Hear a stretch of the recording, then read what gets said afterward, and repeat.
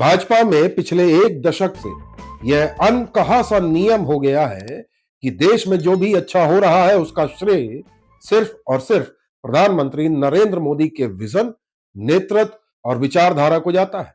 यह मैं नहीं कहता, खुद भाजपा के बड़े नेता, प्रवक्ता और समर्थक रोज यह राग अलापते हैं। लेकिन इस बार एक अप्रत्याशित घटना हुई है। मध्य प्रदेश के डिप्टी सीएम यानी उप मुख्यमंत्री राजेंद्र शुक्ला ने मंच से एक ऐसा बयान दिया है जिसने भाजपा की श्रेय राजनीति पर बड़ा सवाल खड़ा कर दिया है। एक प्रेस कॉन्फ्रेंस में उन्होंने साफ कहा, बुंदेलखंड का विकास पूर्व प्रधानमंत्री अटल बिहारी वाजपेयी जी की योजना से होगा। यानी पहली बार किसी सत्ताधारी नेता ने यह स्वीकार किया है कि कोई योजना मोदी जी की नहीं बल्कि पूर्व प्रधानमंत्री स्वर्गीय अटल बिहारी वाजपेयी जी के विजन की देन है। पिछले 10 वर्षों में भाजपा का नैरेटिव बिल्कुल साफ रहा है। जो भी विकास, जो भी योजना, जो भी उपलब्धि, सब मोदी जी के नेतृत्व की देन है। लेकिन उप मुख्यमंत्री राजेंद्र शुक्ल ने इस नैरेटिव को संभवतः पहली बार तोड़ा है। उन्होंने केन बेतवा परियोजना को अटल जी की नदी जोड़ो परियोजना का हिस्सा बताया। उनका कहना था, मोहन सरकार ने पिछले 2 सालों में अटल जी के विजन को जमीन पर उतारने का काम किया है।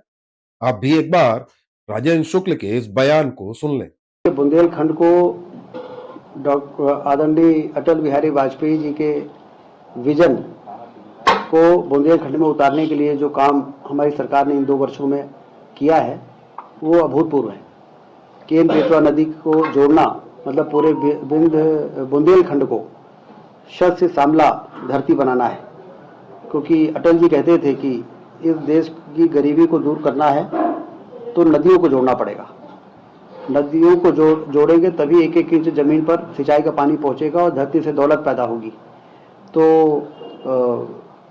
न सिर्फ प्रधानमंत्री जी को लाके उसका भूमि पूजन किया गया बल्कि काम भी बहुत तेजी से चल रहे हैं। सुना आपने, भाषा साफ है। इस बार ना विजन मोदी जी का बताया गया, ना नेतृत्व मोदी जी का। यह भाजपा की राजनीतिक भाषा में कुछ असामान्य है। 25 दिसंबर 2024 को प्रधानमंत्री मोदी ने इस योजना का भूमि पूजन किया था। उस समय तमाम खबरों में और या बयानों में इसे मोदी जी की ऐतिहासिक उपलब्धि बताया गया था। स्वयं मोदी जी ने इसको डॉक्टर भीमराव अंबेडकर से जोड़कर कहा था।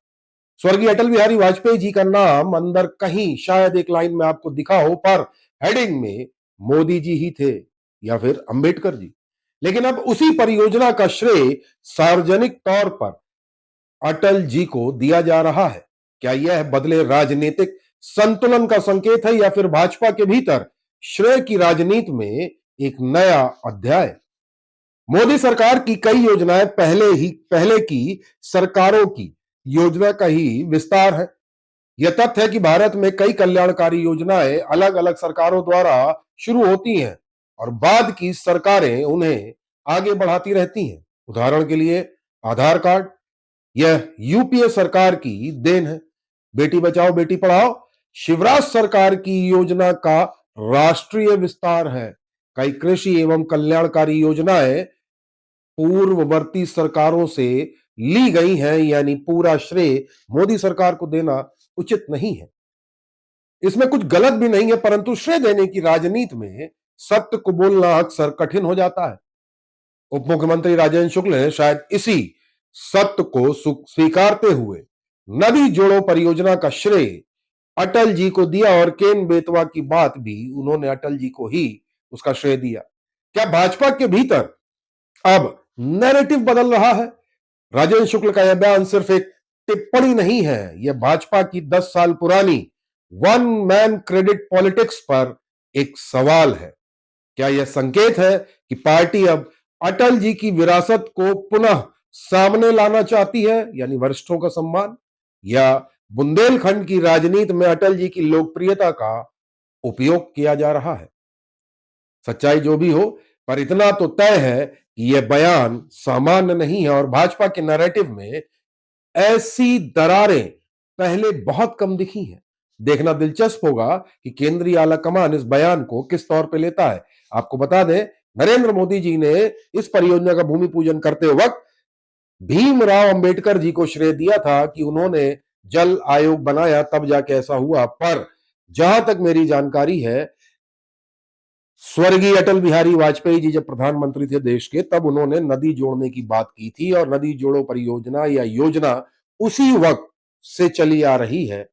यह सत्य जरूर है कि मोदी सरकार में केन बेतवा का भूमि पूजन हुआ, पर इसकी मूल अवधारणा अटल बिहारी वाजपेयी सरकार की है।